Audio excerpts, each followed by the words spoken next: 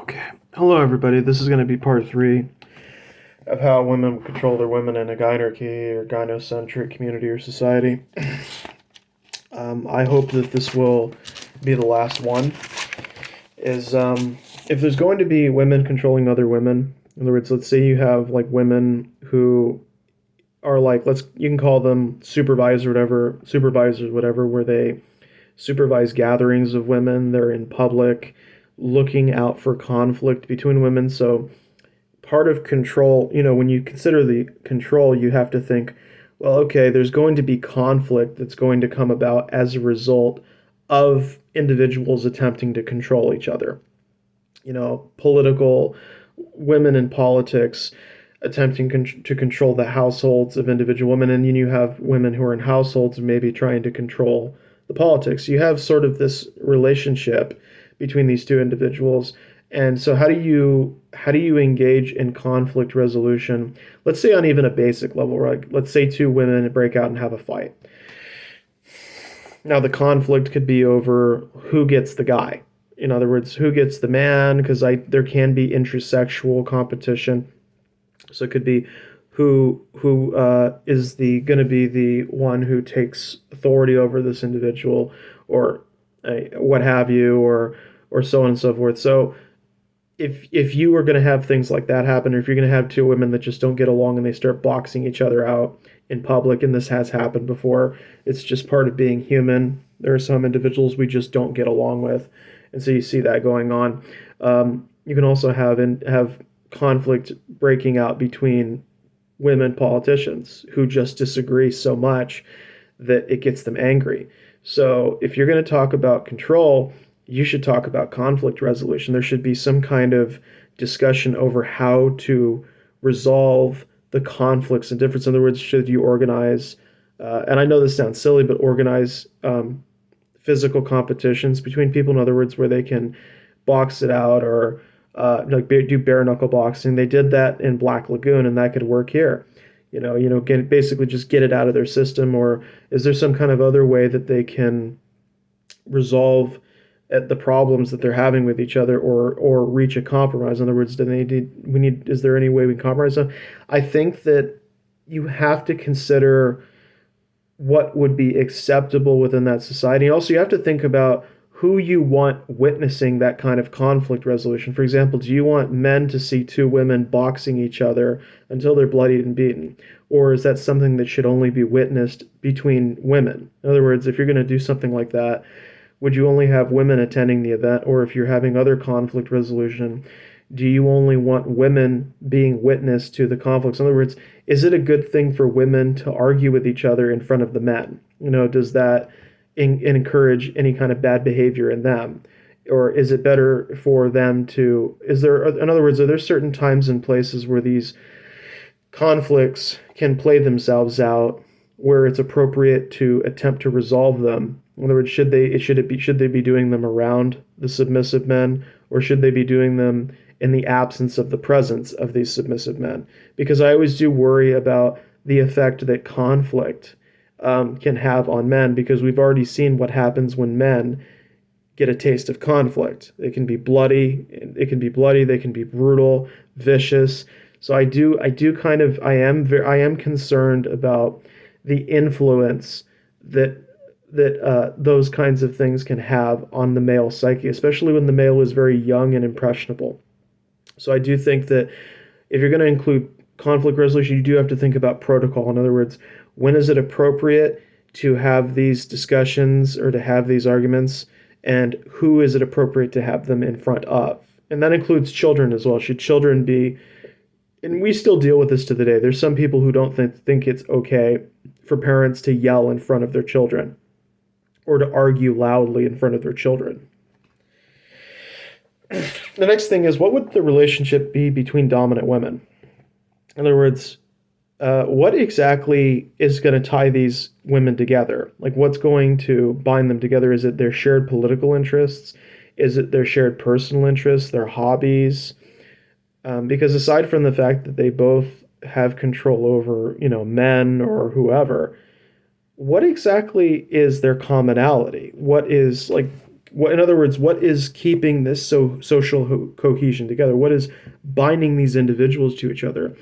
And so, in other words, this what does this have to do with control? Well, part of your society is, when you're in a relationship, whether I think we want to admit it or not, no matter what the relationship, there's always some level of control taking place, because when you send a message to somebody, do you not have control over their time? Right? So if I send a message to my mistress, even though I don't intend for this to happen, am I not, taking her attention away and controlling that situation? Because if I don't do that, then that doesn't happen. But by doing that, I am controlling the outcome of that interaction. I am initiating it. And so there does have to be a differentiation between control as it relates to all the aspects of the relationship within, versus just the general control that any one individual has over another in a relationship. And to me, influence is also a form of control that you can have over other people. In other words, what is the kind of influence that dominant women will have over other dominant women? And is that going to be positive or negative? And where will that influence come from? And how will that factor into the control? For example, if you have some dominant women who vie for one political party, and you have other dominant women vying for another one, well, obviously they're trying to exercise control over the community. In other words, over the women and the men, because they think that there are certain policies that are more preferable. And of course, if you're going to use a femocracy in order to resolve those differences without bloodshed, then you're going to have to you have to connect the relationship, not just not the right word. You're going to have to connect the relationships that the dominant women have with each other in their personal lives to the relationships they have at the professional level, at the political level. Like how is that going to play out, and how does that lead to stronger social cohesion versus weaker ones, where people are like flaying. I can't say the word fraying. I think that's the word it's either fraying or flaying at the edges, where everything is.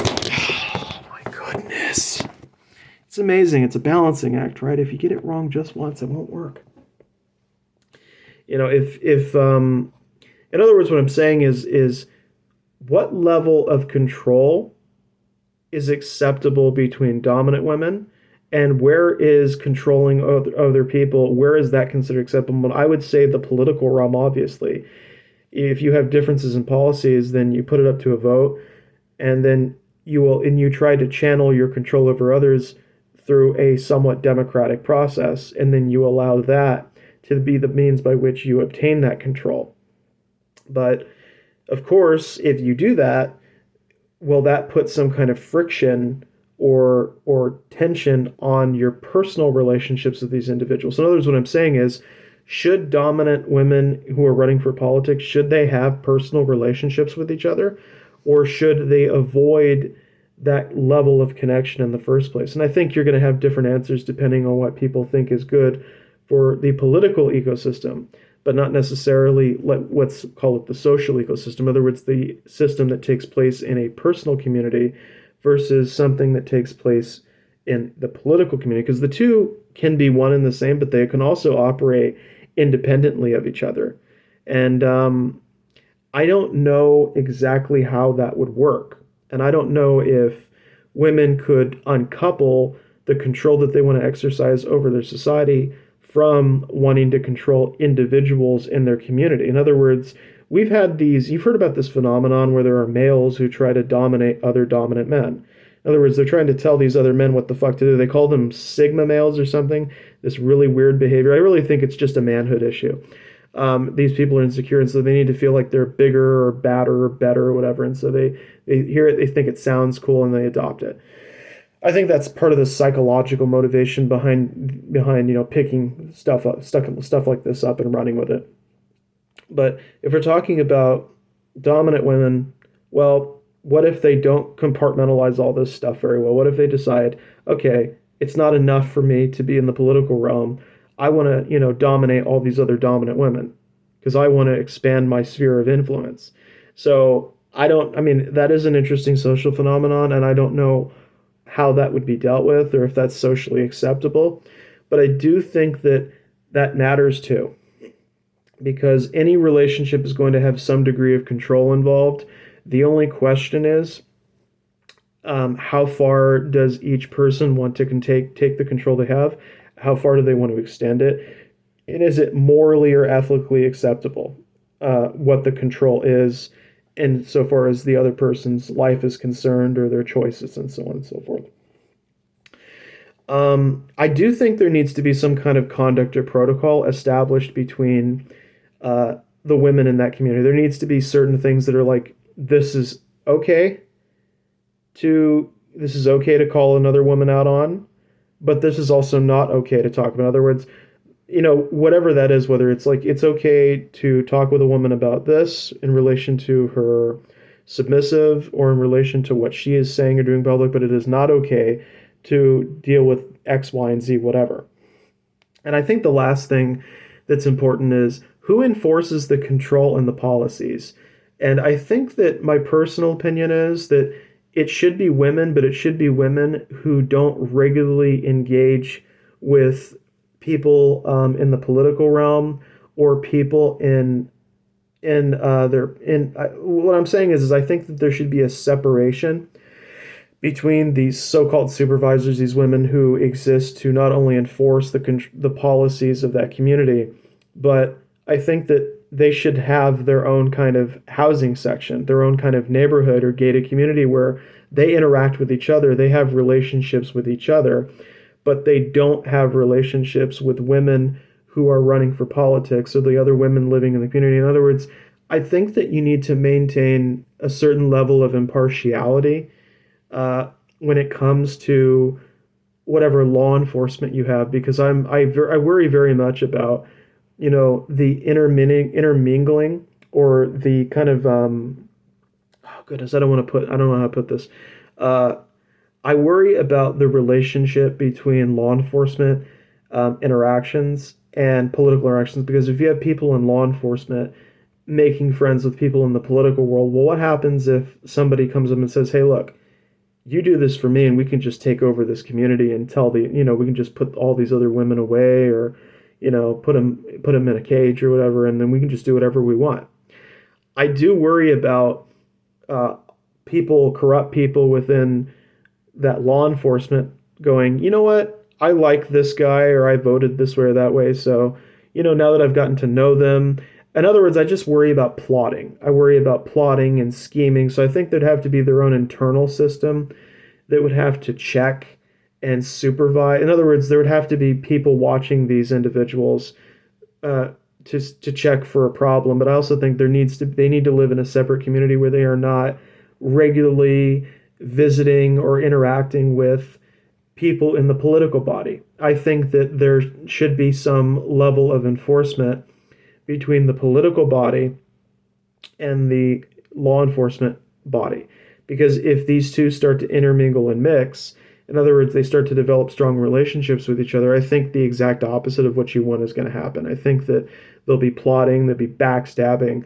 So my personal opinion, and the reason for it is not because women would want to do these things, it's because they're still overcoming the androcentric conditioning from living in a society that regularly divides people up and conquers them. And you don't just get over that in one generation or even two. It takes a long time to really recondition yourself to learn how to cooperate, to be a builder and not a destroyer. These things don't happen overnight. But I think that's my personal opinion. I think it would be, at the very least, you have to evaluate the kind of relationship you want the law enforcement people, the supervisors, to have with the individuals in the political realm. And I think one thing you could do, and I know this sounds controversial, but I think one thing that you could do is make sure that your population is armed. I truly do believe that. I'm actually a pro Second Amendment individual. I believe that if you have an armed population of women, it makes these people in the enforcement community think twice about doing it. So in other words, as long as there is a way for people to defend their rights from a potential overreach, then you don't really, and then it acts as a way to tell these people in enforcement, stick to your own community. don't be talking to these people, don't be conspiring with these people, because the backlash could come at any time.